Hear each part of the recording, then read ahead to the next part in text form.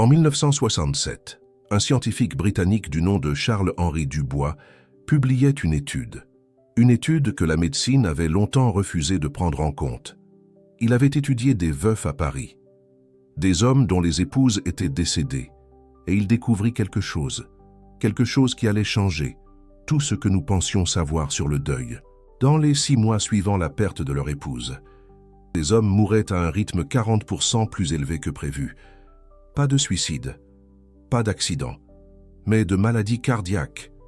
Ils mouraient littéralement, le cœur brisé. Ce n'était pas de la poésie, ce n'était pas une métaphore, c'était des données, et ce n'était que le commencement.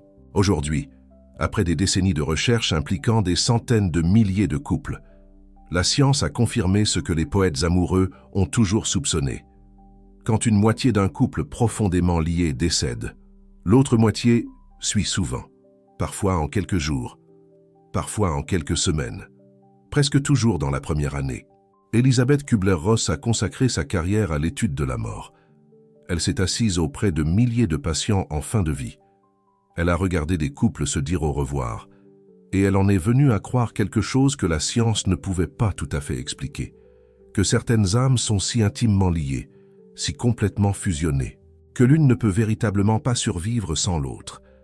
C'est l'histoire d'un amour qui transcende la mort, et la question troublante qu'elle nous oblige à poser.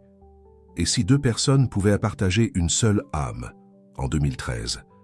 Des chercheurs de l'École de santé publique de Paris ont publié l'une des plus vastes études jamais menées sur les couples mariés et la mortalité.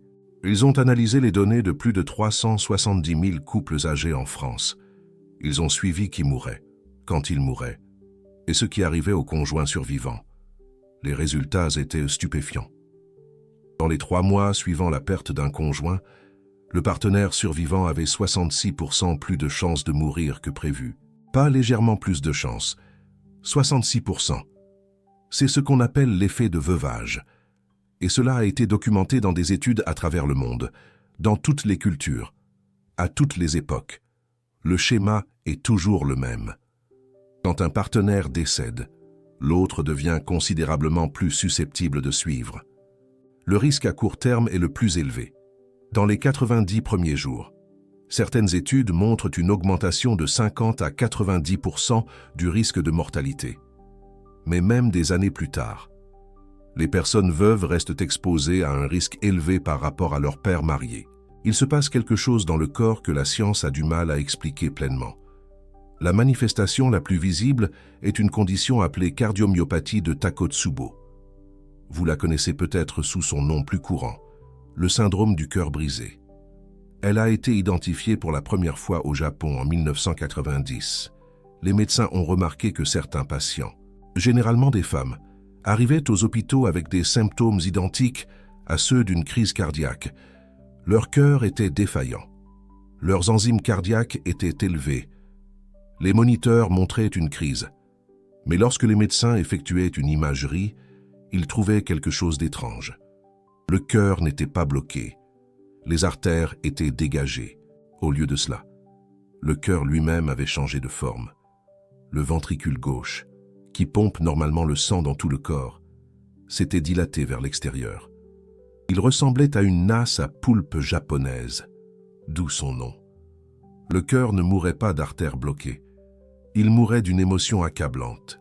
Les chercheurs ont découvert que la cardiomyopathie de Takotsubo est déclenchée par une poussée massive d'hormones de stress. Adrénaline, cortisol, norépinéphrine. Ces produits chimiques inondent le corps en réponse à un choc émotionnel extrême. Et le cœur, incapable de gérer la surcharge, lâche tout simplement. La condition affecte principalement les femmes. Environ 90% des cas surviennent chez les femmes. Et l'âge moyen est d'environ 67 ans. Les femmes post-ménopausées sont particulièrement vulnérables parce qu'elles ont perdu les effets protecteurs des œstrogènes sur le système cardiovasculaire. Mais le déclencheur émotionnel est universel. La mort d'un conjoint, la perte d'un enfant, un diagnostic dévastateur. Tout événement qui crée un stress psychologique accablant. Les médecins ont constaté que dans la plupart des cas, le cœur peut se rétablir. Contrairement à une véritable crise cardiaque, qui tue définitivement les tissus cardiaques. Le syndrome du cœur brisé se résorbe généralement en quelques semaines. Le cœur reprend sa forme normale. La fonction de pompage se rétablit, mais pas toujours. Chez certains patients, le cœur ne se rétablit jamais. Les dommages sont trop importants. Les hormones de stress ont fait trop de ravages. La personne meurt de ce qui a commencé comme une pure émotion. La Fédération française de cardiologie a publié des recherches en 2025 confirmant que le syndrome du cœur brisé reste une cause importante de décès et de complications. La condition peut être fatale, et elle survient le plus souvent à la suite du décès d'un être cher. Mais le syndrome du cœur brisé n'est qu'une partie de l'histoire. Une scientifique britannique nommée Janine Lemaire a mené des recherches qui ont révélé quelque chose d'encore plus troublant.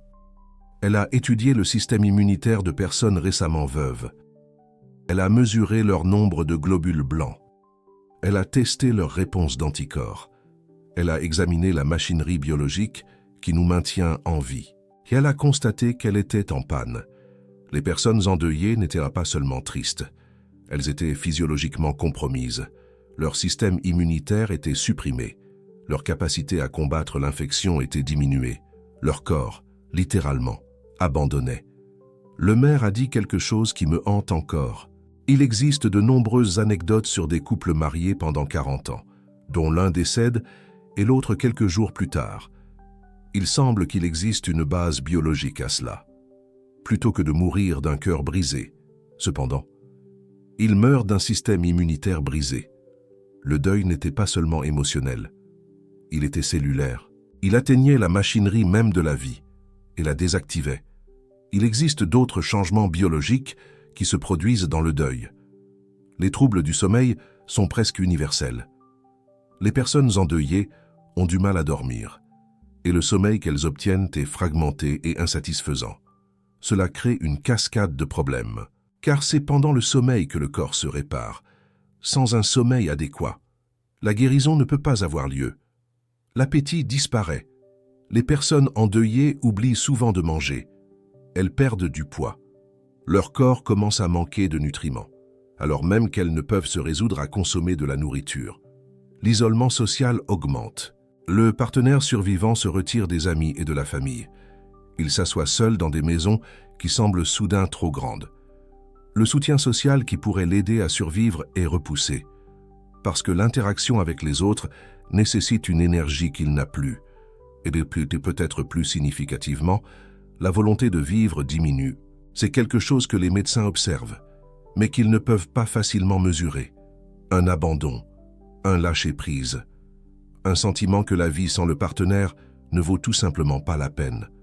Le corps semble réagir à cet état psychologique. Lorsque l'esprit décide que la survie n'est plus souhaitable, le corps suit le mouvement. Elisabeth Kubler-Ross aurait compris cela. Elle a consacré sa carrière à écouter les mourants. Elle a documenté leurs expériences. Elle a répertorié leurs peurs, leurs espoirs et leurs derniers instants de conscience. Et elle est arrivée à croire quelque chose que la plupart des scientifiques n'oseraient pas dire à voix haute. Que la conscience ne s'arrête pas avec le corps, que l'âme continue, que l'amour crée des liens qui persistent au-delà de la mort. Dans ses travaux ultérieurs, Elisabeth Kubler-Ross a exploré la nature de ces liens. Elle a interviewé des couples qui avaient vécu ensemble pendant des décennies. Elle s'est assise auprès de maris mourants qui appelaient leurs femmes décédées des années auparavant. Elle a vu des femmes mourantes tendre la main vers des mains que personne d'autre ne pouvait voir. Elle a écrit sur ce qu'elle appelait le papillon, l'âme quittant le cocon du corps, s'élevant vers un nouvel état d'être. Mais elle a aussi écrit sur autre chose, sur des âmes tellement imbriquées qu'elles ne pouvaient être séparées. Elle croyait que certains couples, grâce à des décennies d'expériences partagées et d'amour inconditionnel, avaient fusionné d'une manière fondamentale. Leur conscience était devenue intriquée. Leurs âmes avaient grandi ensemble comme deux arbres dont les racines ne font plus qu'une. Quand l'un mourait, l'autre le ressentait comme une amputation, pas seulement émotionnelle, spirituelle.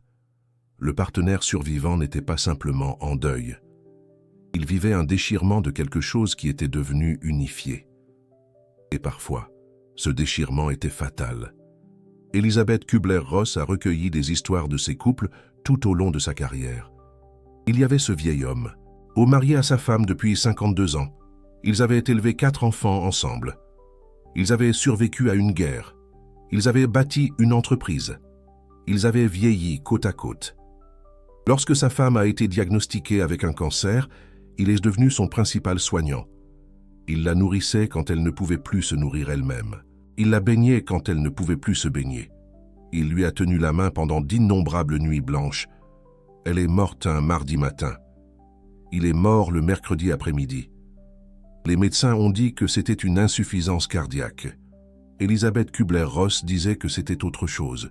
Elle disait que son âme avait simplement suivi la sienne, que le lien entre eux était si complet que la séparation, même pour une journée, était insupportable. Il y avait cette femme, mariée à son mari depuis 43 ans. Elle était en bonne santé. Pas de maladie cardiaque, pas de diabète, pas de facteur de risque évident.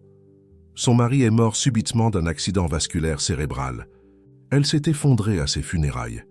Elle n'a jamais repris conscience. L'explication médicale était le choc, le stress, des systèmes dépassés. Mais ses enfants ont dit que c'était plus simple que cela. Leur mère avait décidé de partir avec leur père. Elle avait pris cette décision à l'instant où elle a réalisé qu'il était parti. Et son corps avait simplement obéi. Ces histoires s'accumulent. Elles remplissent les dossiers des employés des soins palliatifs. Elles apparaissent dans les mémoires des infirmières. Elles se transmettent de génération en génération comme preuve que l'amour est réel. Et elles disent toutes la même chose. Certains liens ne peuvent être brisés. Certains amours ne peuvent survivre. La science et la spiritualité pointent dans la même direction. Quand on aime profondément, on change. Pas seulement émotionnellement, physiquement, biologiquement. Les couples de longue date développent des rythmes cardiaques synchronisés. Leur schéma respiratoire s'aligne. Leur niveau d'hormones augmente et diminue ensemble. Ils commencent à partager des rythmes physiologiques d'une manière que les chercheurs commencent seulement à comprendre. Une étude publiée dans la revue Scientific Reports a révélé que les couples qui vivaient ensemble depuis des décennies pouvaient prédire les états physiologiques de l'autre avec une précision remarquable. Ils savaient quand leur partenaire était stressé avant même qu'aucun mot ne soit prononcé. Ils pouvaient sentir les changements d'humeur d'une pièce à l'autre. Certains chercheurs appellent cela le couplage physiologique. Les corps des partenaires de longue date deviennent en phase l'un avec l'autre à des niveaux inférieurs à la conscience. Quand un partenaire meurt, le corps de l'autre continue de s'attendre aux signaux qui ne viennent plus. Les rythmes qui étaient autrefois synchronisés n'ont plus rien avec quoi se synchroniser. C'est comme si le corps du partenaire survivant tendait la main vers quelque chose qui n'est plus là. Et cette tension elle-même devient épuisante, déplaisante, mortelle. Elisabeth Kubler-Ross croyait que ce couplage physiologique était le reflet de quelque chose de plus profond, que les corps n'étaient que des miroirs de ce qui se passait au niveau de l'âme. Deux personnes qui s'étaient aimées complètement étaient, dans un sens, devenues une seule personne. Une seule conscience répartie sur deux corps. Quand un corps mourait, la conscience partagée était blessée. La moitié de cette conscience restait dans le monde physique. L'autre moitié était partie. Et cette blessure, ce déchirement, était ce qui tuait le survivant. Pas le deuil au sens ordinaire, mais un démembrement spirituel. Il est prouvé que l'effet de veuvage varie en fonction de la façon dont le premier partenaire est décédé. Lorsque la mort est soudaine et inattendue, le conjoint survivant court un risque beaucoup plus élevé. Le choc semble être un facteur critique. Le système ne peut pas se préparer. Le lien est rompu sans avertissement. Mais lorsque la mort est anticipée, lorsque le partenaire survivant a le temps de se préparer, l'effet est réduit. Le deuil anticipatoire, comme l'appellent les chercheurs, semble offrir une certaine protection. Cela a du sens à la fois d'un point de vue médical et spirituel. Médicalement, une préparation progressive permet au corps de s'adapter. Les hormones du stress ne montent pas aussi brutalement. Le système immunitaire a le temps de s'adapter. Spirituellement, une mort progressive permet aux âmes d'entamer consciemment le processus de séparation. Le lien n'est pas rompu. Il est lentement, doucement, relâché. Elisabeth Kubler-Ross disait souvent que les mourants ont une sagesse à offrir aux vivants, que le processus de la mort, lorsqu'il est abordé consciemment, peut être transformateur pour toutes les personnes impliquées. Peut-être que cela fait partie de ce qu'elle voulait dire. Une mort consciente, une mort préparée, permet d'honorer les liens de l'âme lorsqu'ils sont relâchés. Elle permet aux deux partenaires de participer à la séparation. Quand la mort est soudaine, il n'y a pas de participation, il n'y a que du choc. Et l'âme survivante n'a pas de carte pour ce qui s'est passé. Pas de compréhension, pas de voie à suivre. Elle suit simplement la seule connexion qu'elle reconnaît encore, le lien avec celui qui est parti. Il existe des recherches sur ce qui aide à se protéger contre l'effet de veuvage. Le soutien social est crucial. Les veuves et les veufs qui entretiennent des liens solides avec leurs amis et leurs familles s'en sortent mieux que ceux qui s'isolent. La présence des autres semble fournir une certaine protection contre l'effondrement physiologique. Le but compte aussi. Ceux qui ont des raisons de vivre au-delà du mariage, qu'il s'agisse d'enfants, de petits-enfants, de travail ou de causes auxquelles ils croient, sont plus susceptibles de survivre à la perte. Et il est prouvé que la qualité du mariage lui-même joue un rôle. Étonnamment, ceux qui ont des mariages les plus harmonieux et sans conflit peuvent être plus à risque. Quand un mariage a été dévorant, quand les partenaires ont été le monde entier l'un de l'autre, la perte est plus dévastatrice. Les mariages avec une certaine indépendance, où chaque partenaire conserve des amitiés et des intérêts distincts, semblent offrir une certaine protection. Il y a plus d'individualité sur laquelle se replier, mais cela présente un paradoxe. La profondeur même de l'amour qui rend un mariage beau est aussi ce qui rend la perte potentiellement fatale. Les couples qui s'aimaient le plus complètement sont ceux qui sont le plus susceptibles de mourir ensemble. Elisabeth Kubler-Ross ne voyait pas cela comme une tragédie. Elle y voyait un témoignage. Elle y voyait la preuve que l'amour est la force la plus puissante dans l'expérience humaine. Assez puissante pour transcender la biologie, assez puissante pour surmonter l'instinct de survie lui-même. Il y a des histoires que la science ne peut pas entièrement expliquer. Un couple marié depuis 68 ans. Le mari décède à 11 heures du matin. L'épouse, apparemment en bonne santé, décède à 3 heures de l'après-midi le même jour. Une femme dont le mari meurt d'une crise cardiaque. Elle n'a aucune maladie cardiaque, aucun facteur de risque. Elle meurt d'une crise cardiaque 3 jours plus tard. Un homme dont la femme meurt dans son sommeil. Il se couche ce soir-là et ne se réveille jamais. Ce ne sont pas des anomalies, ce sont des schémas. Ils apparaissent dans la littérature médicale. Ils apparaissent dans les dossiers des hospices. Ils apparaissent dans les souvenirs des familles qui les ont vus se dérouler.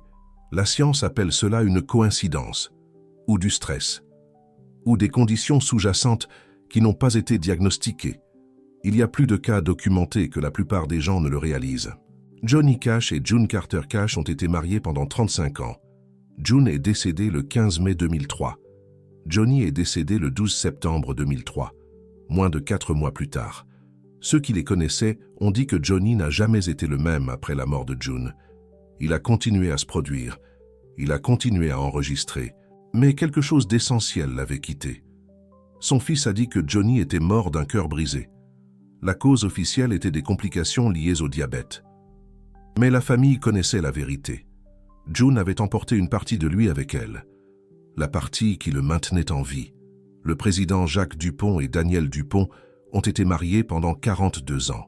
Lorsque Jacques est décédé en 1836, Danielle a été dévastée. Elle s'est retirée de la vie publique, sa santé a décliné, bien qu'elle ait vécu encore 13 ans. Ceux qui la connaissaient ont dit qu'elle n'était plus jamais pleinement présente après la mort de Jacques. Une partie d'elle était toujours ailleurs, avec lui. Ce schéma apparaît tout au long de l'histoire, tout au long de la littérature, tout au long des souvenirs des familles ordinaires. Quand l'amour est complet, quand deux personnes sont véritablement devenues une, la mort de l'une devient la mort des deux, parfois immédiatement, parfois lentement, mais toujours inévitablement. Mais Elisabeth Kubler-Ross appellerait cela autre chose. Elle appellerait cela l'amour. Un amour si complet que la séparation était, tout simplement, inimaginable.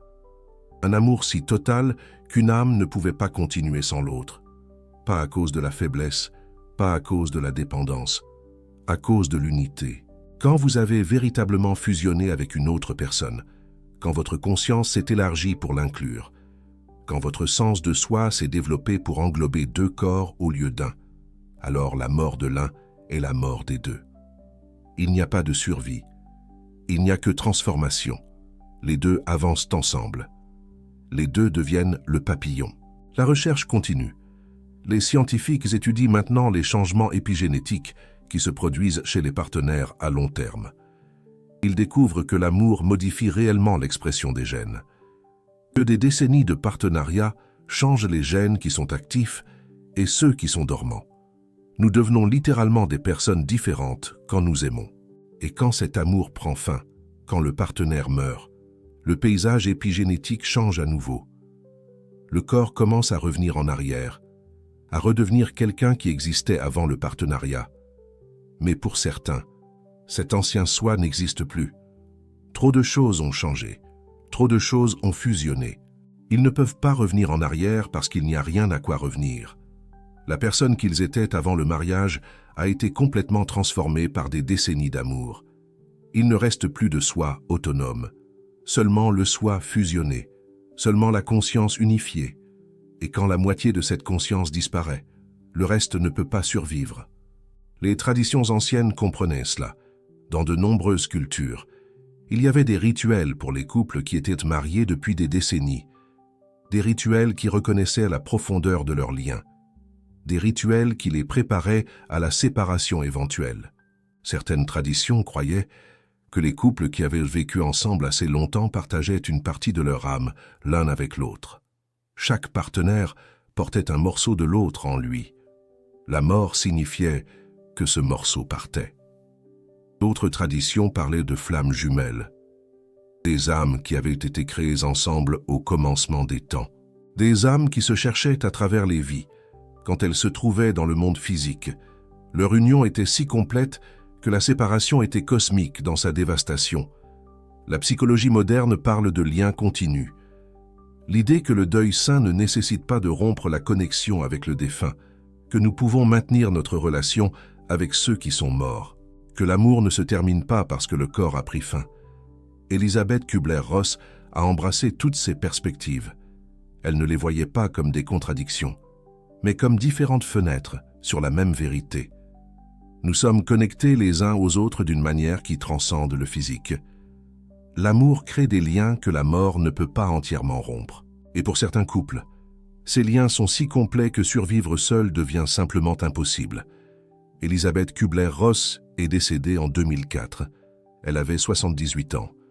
Dans ces dernières années, elle parlait souvent de la mort, pas avec peur, avec curiosité, avec anticipation. Elle avait passé sa vie à étudier la transition.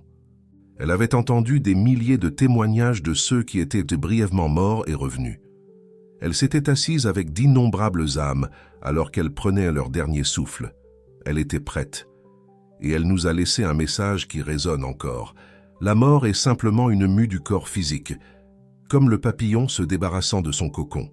C'est une transition vers un état de conscience supérieur où vous continuez à percevoir, à comprendre, à rire et à être capable de grandir. Elle croyait que l'amour continue, que les liens que nous forgeons dans la vie persistent au-delà de la mort, que les connexions entre les âmes ne sont pas brisées, mais transformées. L'effet de veuvage, dans cette optique, n'est pas une tragédie, c'est une preuve. La preuve que l'amour est réel, la preuve que les âmes peuvent fusionner, la preuve que la conscience s'étend au-delà du corps physique. Quand une veuve meurt peu de temps après son mari, ce n'est pas parce qu'elle était faible, ce n'est pas parce qu'elle ne pouvait pas faire face. C'est parce qu'elle était si complètement unie à lui que sa mort était aussi sa mort. C'est parce que leurs âmes étaient devenues une seule âme. C'est parce que l'amour, le vrai amour, transcende la frontière entre la vie et la mort. Et parfois, la seule façon de continuer à aimer est de suivre. Les recherches de l'École de santé publique de Paris continuent. La Fédération française de cardiologie continue d'étudier le syndrome du cœur brisé. Les scientifiques continuent de mesurer le cortisol, l'adrénaline et la fonction immunitaire. Ils vont continuer à trouver des explications biologiques. Des hormones de stress, une suppression immunitaire, un dysfonctionnement cardiaque. Et toutes ces explications seront vraies. Mais elles seront aussi incomplètes, parce qu'il existe une dimension de l'effet de veuvage que la science ne peut pas tout à fait saisir. Une dimension que Elisabeth Kubler-Ross comprenait parfaitement. Nous ne sommes pas seulement des corps, nous sommes des âmes. Et les âmes, lorsqu'elles aiment vraiment, deviennent une. Si vous en avez été témoin, si vous avez vu un couple où l'un est décédé et l'autre a suivi, vous savez ce que je veux dire. Il y avait quelque chose dans leurs yeux, quelque chose dans la façon dont le survivant parlait de celui qui était parti, quelque chose qui suggérait qu'ils n'étaient pas vraiment séparés, qu'ils n'avaient jamais été séparés, que la mort de l'un était déjà la mort des deux. La science continuera d'étudier ce phénomène, et la science continuera de trouver des éléments de réponse. Mais la réponse complète pourrait exiger que nous acceptions quelque chose que notre vision matérialiste du monde a du mal à accepter, que l'amour est plus que de la chimie, que la conscience est plus que des neurones, que les âmes peuvent fusionner, se lier, et ne faire qu'une, et que parfois, lorsque la mort appelle un partenaire, elle appelle les deux, pas comme une punition, pas comme une tragédie, mais comme un achèvement. Les âmes qui ont fusionné dans la vie continuent de fusionner dans la mort. L'amour qui a unifié deux cœurs continue de les unifier encore. Le corps meurt. La connexion, elle, ne meurt pas. Elisabeth Kubler-Ross le savait. Elle l'a vu dans les yeux des mourants. Elle l'a entendu dans les mots des personnes endeuillées. Elle l'a senti dans la présence de ceux qui étaient sur le point de faire la transition. Elle a passé sa vie à nous enseigner à ne pas craindre la mort. Elle a travaillé avec des patients mourants, alors que ce travail était considéré comme macabre. Elle a plaidé pour les soins palliatifs, alors que les hôpitaux ne voulaient rien avoir à faire avec les mourants. Elle a sorti la mort de l'ombre et l'a amenée à la lumière de la conscience. Et ce faisant, elle nous a appris quelque chose de profond sur l'amour. Que l'amour n'est pas sûr, que l'amour n'est pas confortable, que l'amour, quand il est réel, nous change si complètement que nous ne sommes plus jamais les mêmes. Les couples qui meurent ensemble ne sont pas des échecs, ce sont des triomphes. Ils ont réalisé ce dont la plupart d'entre nous ne font que rêver. Un amour si complet qu'il transcende les limites de l'existence individuelle. Ils sont devenus, au sens le plus vrai, une seule âme dans deux corps. Et quand la mort vient pour l'un, elle doit venir pour les deux, parce qu'il n'y a plus de deux, il n'y a qu'un. Peut-être que ce qu'elle nous enseignait vraiment, c'était de ne pas craindre l'amour, parce que l'amour, le vrai amour, rend la mort non pertinente. Quand deux âmes ne font qu'une, il n'y a pas de mort, il n'y a que transformation. Le papillon émerge de son cocon, et il s'élève, uni, dans ce qui vient ensuite.